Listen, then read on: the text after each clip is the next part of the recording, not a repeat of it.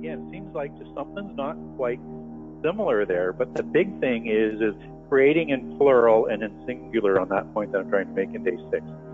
And then in day 6, the humans were also created, if you look at the description on there, like hunters and gatherers. Learn later in Eden that these are agrarians in Eden. And they did not eat meat until after the flood, the Sethites, descendants from Adam. But no matter what, they were out gathering wild vegetation. Whereas we do know the people of Eden were farmers and vegetarians. And then still with people of day 6, they were instructed they could eat of any and all the trees of the earth. Adam and then later Eve were not permitted to eat of the tree of life. To make a distinction here then is Eden not on earth, which I know is some people's thought that it was in heaven somewhere, possibly, but we're not told that in Genesis. It just seems odd that in day 6 you're permitted to eat from all and any of the trees of the earth and any of the food you want, but not from the tree of good and evil.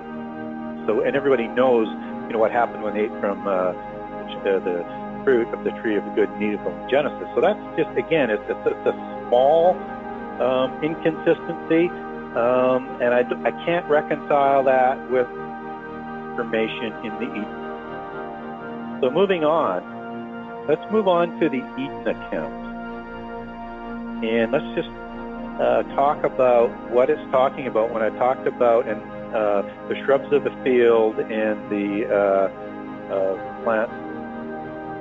I look at shrub of the field as being a fruit or an orchard. And I look at the plants of the field as being grass or grain. Adam was put in there, as you read on, to till that and to take care of it, because there was no man to work the ground at that point in time, because the rest were hunters and gatherers. And the Lord formed the man out of the dust of the earth and breathed into his nostrils, and then he put him into the Garden of Eden to work and take care of it. So clearly, these are agrarians, as opposed to hunters and gatherers and nomads. And they were not only planting and reseeding, they were doing a way of life that was distinctly different than the people in day 6.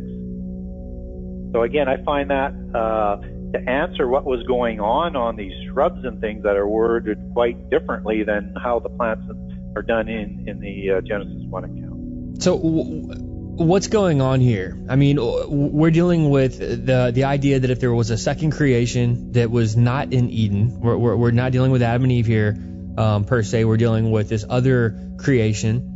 And this is speculated that this is the group of people where Cain took his wife from when Cain was kicked out of the garden. So Cain leaves, he gets kicked out of the garden for murder, and the Bible talks about he goes into the land of Nod, which literally just, it's a descriptive word, means he goes into wandering. He's literally wandering around, and somehow he takes a wife. And this is one of those things that really gets a lot of people, especially the critics of the Bible, people who criticize the Bible, a lot of times they'll always say, well, where did Cain get his wife?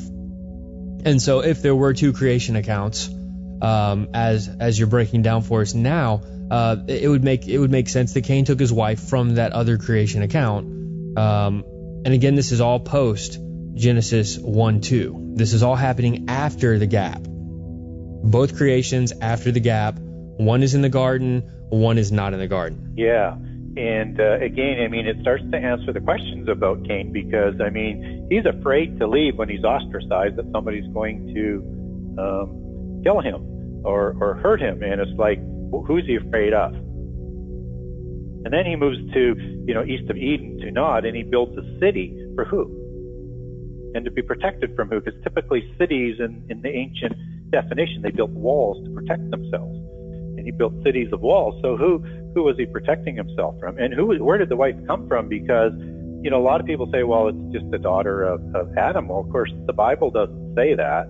And secondly, there was no daughters born until after Seth and 130 years after Seth was born. And Seth is born sometime, and we're not told when, after Cain is sent away. Have this enigma that if there's only a few people on earth, what is going on with that Cain narrative? Unless it is two different narratives. But the question that I have to ask is, what was up with the people of day 6? If there was a separate creation on day 6, what is going on with these people? Because we know that sin entered in through the world through Adam. And just like it entered into the world through Adam, it was taken out of the world through Jesus Christ, Yeshua. And so sin entered in by one man, it was taken out by one man. But where does the day 6 creation fit into this? I mean, what's going on with them? I mean, where was their religious roots? Where were their morals? I mean, these are things that I'm curious about.